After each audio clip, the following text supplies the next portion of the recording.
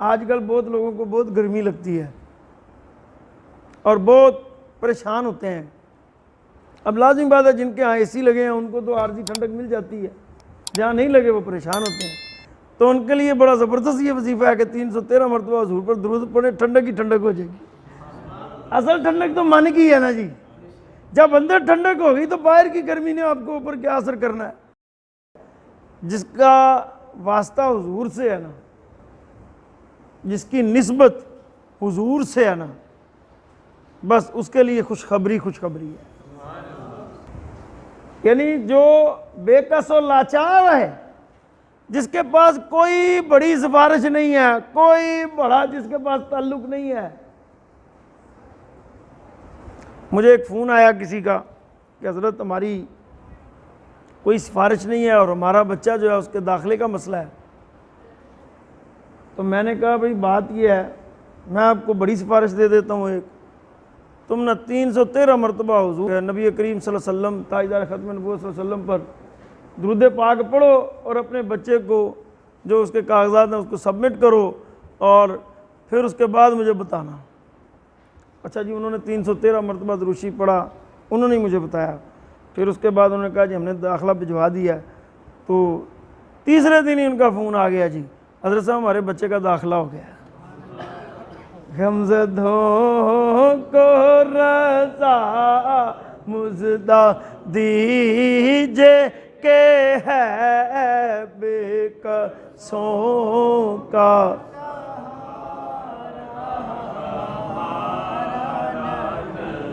سب سے اولا ہو اعلیٰ ہمارا نبی سب سے.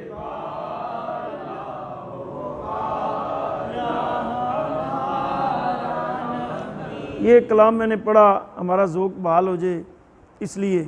تو آپ حضرات بھی حضور نبی کریم صلی اللہ علیہ وسلم پر نا جو کثرت درود پڑھنے کی عادت بنا لیں.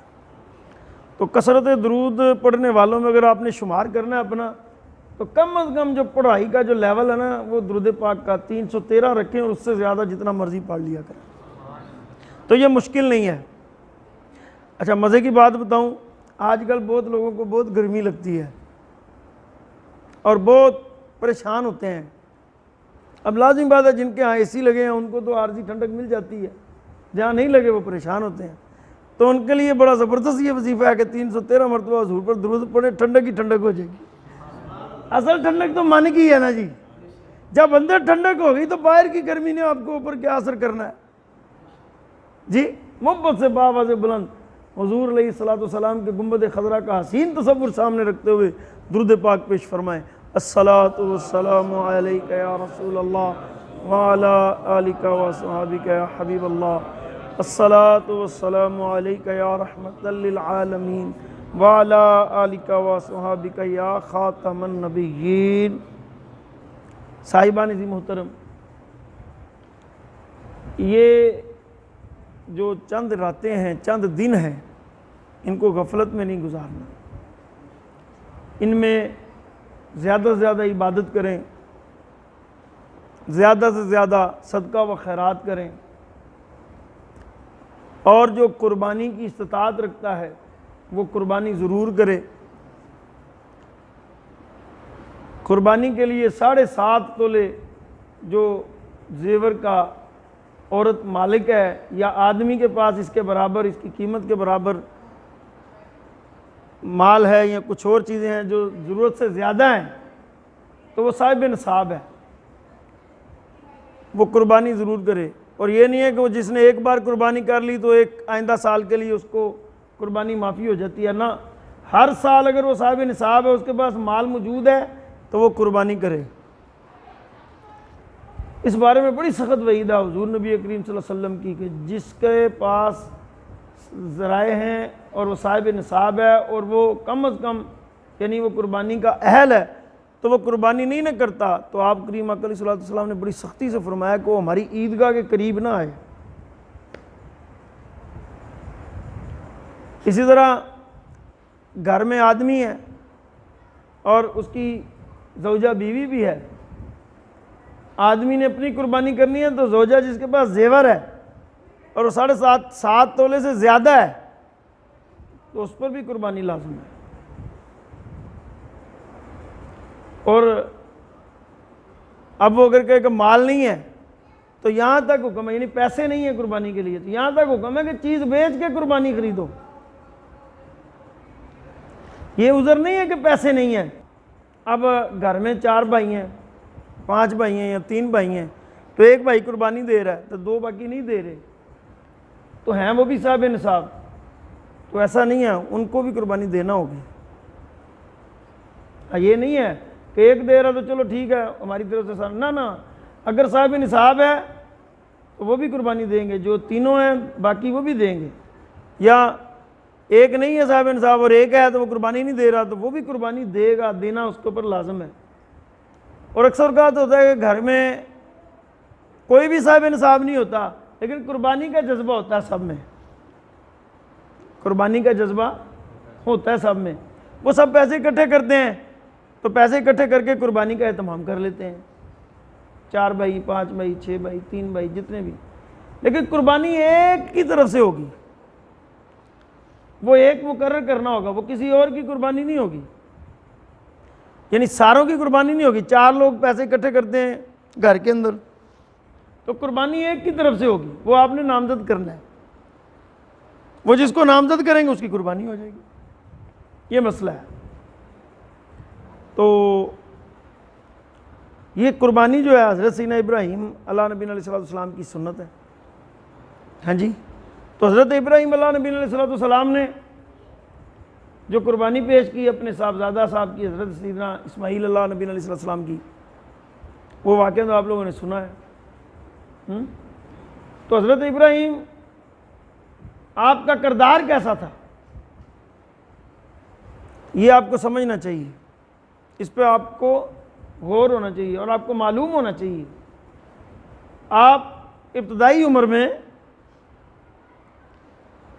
جب آپ نے ہوش سنبھالا، اپنے ارد گرد دیکھا تو کفر اور شرک عام تھا، بت پرستی عام تھی، آپ بہت بیزار تھے۔ ایک دن آپ ایک کھلی جگہ کی جانب چلے گئے اور آواز لگائی کہ میں تو جس کو تلاش کر رہا ہوں وہ یہ نہیں ہے جو میرے ارد گرد ہے، میں جس کو تلاش کر رہا ہوں، آخر کوئی ایسی کائنات میں ہستی ہے نا جو یہ سورج نکالتی ہے ٹائم سے اور پھر غروب ہوتا ہے، یہ نظام اتنی بڑی چھت جو ہے یہ کھڑی ہے۔ آپ ان خیالوں میں گم تھے اور اس طرف آپ اپنی توجہ کی ہوئی تھی، تو آواز آئی کہ اے ابراہیم، ہاں میں تیرا رب ہوں جو یہ نظام چلا رہا۔ تو حضرت ابراہیم کا ایمان مضبوط ہو گیا، آپ نے کہا یقیناً یہ رب کی ذات ہے، جو کیونکہ آپ تو ویسے نبی تو بدیسی ہوتے ہیں نا، تو آپ کا مضبوط ہو گیا اور آپ نے کہا یقیناً یہ رب کی ذات ہے، یہ سارا نظام دنیا کا چلا رہی ہے۔ پھر آپ نے اللہ تبارک و تعالیٰ کی وحدانیت کی، توحید کی تبلیغ شروع کر دی۔ تو یہ بڑا مشہور واقعہ ہے کہ آپ نے اپنے چچا کو بھی تبلیغ کی، اس نے بھی انکار کیا اور میلے کی دعوت دی جو ان کا تھا بڑا اس وقت، تو آپ نہیں گئے، آپ نے عذر پیش کیا، آپ نے کہا بھائی میں نہیں ابھی جا سکتا۔ تو وہ سب جب گئے تو اس کے بعد آپ نے وہ بت خانہ جو تھا اس کو توڑ دیا، اس کے اندر جتنے بھی بڑے چھوٹے بت تھے سب توڑ دیے، اور ایک بڑا سا بت جو تھا نا اس کے کندھے پہ کلاڑا رکھ دیا۔ جب اس کے کندھے پہ کلاڑا رکھا نا تو آپ آگے گھر واپس آ گئے۔ جب واپس آئے تو سب لوگ وہ انہوں نے دیکھا کہ ہمارے خداؤں کا تو برا ہی حال کر دیا، کسی کی بازو توڑی ہے، کسی کا ناک کاٹا ہوا، کسی کے کان کاٹے ہیں۔ آپ نے بڑی زبردست تدبیر فرمائی۔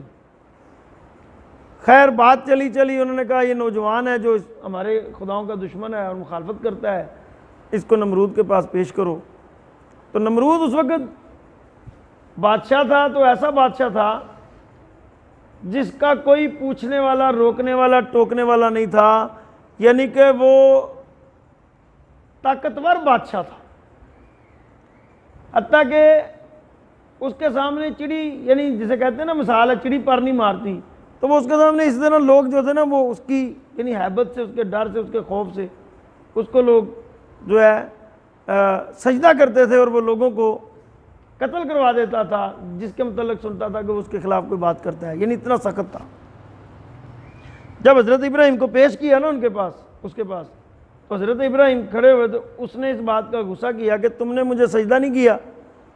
تو حضرت ابراہیم علیہ نبی علیہ السلام نے فرمایا کہ میں تو صرف اپنے رب کو سجدہ کرتا ہوں۔ اس نے کہا میں بھی رب ہوں۔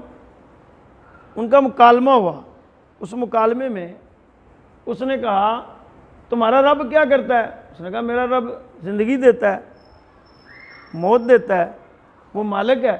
بات تو لمبی اگر کریں تو پھر تفصیلات میں جائیں تو مختصر کلام یہ ہے کہ آپ نے فرمایا کہ میرا رب زندگی اور موت دیتا ہے۔ اس نے دو نوجوانوں کو بلوایا، یعنی قیدیوں کو بلوایا، ایک کو سزائے موت ہوئی تھی اور ایک کو یعنی 2-4 دن بعد چھوڑ دینا تھا۔ تو جس کو سزائے موت ہوئی تھی اس کو چھوڑ دیا گیا، اور جس کو سزائے موت نہیں تھی 2-3 دن بعد قیدی کو چھوڑنا تھا اس کو قتل کروا دیا۔ اور دلیل یہ اس نے قائم کی کہ یہ کام تو میں بھی کر سکتا ہوں۔ تو اس دلیل کا جو رد حضرت ابراہیم نے کیا وہ کمال رد کیا۔ حضرت ابراہیم علیہ نبی علیہ السلام نے فرمایا یہ تو کوئی ایسا کام نہیں ہے، یہ زندگی جو ہے، یہ جو روح پھونکی جاتی ہے یہ اللہ تعالیٰ کی طرف سے پھونکی جاتی ہے۔